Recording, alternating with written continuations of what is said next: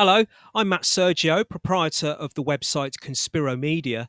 When I first launched the website back in 2011, my aim with it back then is very much different to how the website has since turned out.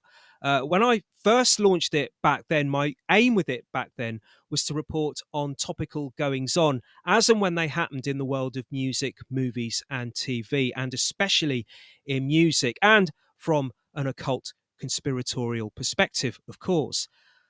But as time went on, I grew steadily bored with this, steadily bored with keeping updated on the latest pop music happenings. Um, here comes Rihanna posing in a music video with a one eye symbol. Oh, here's Nicki Minaj posing in a music video with a one eye symbol. Oh, here's Britney Spears posing in a music video with a one eye symbol. Oh, here's Katy Perry posing in a. You get my drift. I was getting bored with this. And there were others online who were much, much better than I at reporting and analysing this kind of thing.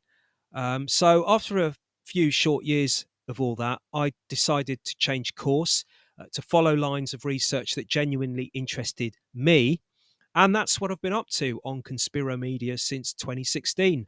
My main focus for research being the 1960s counterculture scene of Great Britain, or to be more precise, of London, for any signs and evidence that it was a social engineering project. And this has been my focus, as I say, since 2016, and it still continues to be my focus as I record this on this July day in 2025. It's a work in progress, and the fruits of my labours will hopefully, hopefully, see the light of day in a lengthy book some years away from now.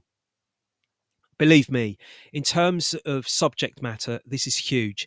It's expansive, and even this far on down the road, since beginning this back in 2016, I continue almost on a daily basis to discover more, learn more, and as a result, collate more information and data in my archives. I could continue to wait, as I have done for a number of years, well, since 2016, for that steady stream of info to stop coming at me before collating it all into a cohesive and compelling narrative. Um, and to put it all together for this book that I want to publish. But will that stream ever cease? In more recent times, I've thought to myself that no, it probably won't. So as a result, instead of saving all that research somewhere within the confines of my own privacy in my archives for an eventuality, waiting for an eventuality that won't occur for this stream to stop, what I've decided to do until that far off day when I do publish this book, um, is to slowly, gradually share a lot of that information here online, adding, updating, and amending where necessary as well.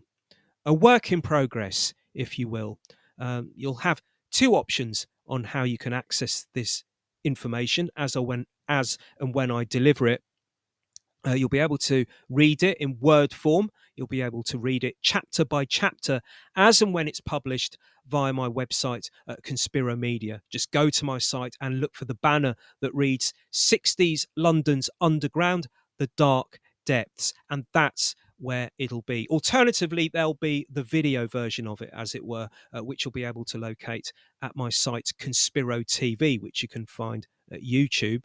And again, you'll be able to find it under the banner 60s London's Underground, the Dark Depths. As time passes, more paragraphs, more entries, more chapters will be added. So it's essential that you should check back fairly regularly for new developments if you're interested. Better still, subscribe to Conspiro Media or Conspiro TV or both, and you'll be updated automatically. A tiny, tiny fragment of this research I have already shared in the last few years in some blog posts, podcasts, radio interviews, video presentations via my YouTube channel, Conspiro TV, and at public speaking events as well. But the time for holding back on the majority of it, I feel, should come to an end much sooner rather than later. Now, just to be clear before you set off on this expansive journey, if you should choose to do so, and I hope you do, um, the 1960s counterculture scene of Britain was predominantly based in London. That's where its nerve centre was. And from what one or two of those people who claim to have been there at the time have since informed me, who've contacted me to inform me, is that the scene in Britain was not called the counterculture. The counterculture, the words counterculture, is more of an American descriptive of what was going on back then.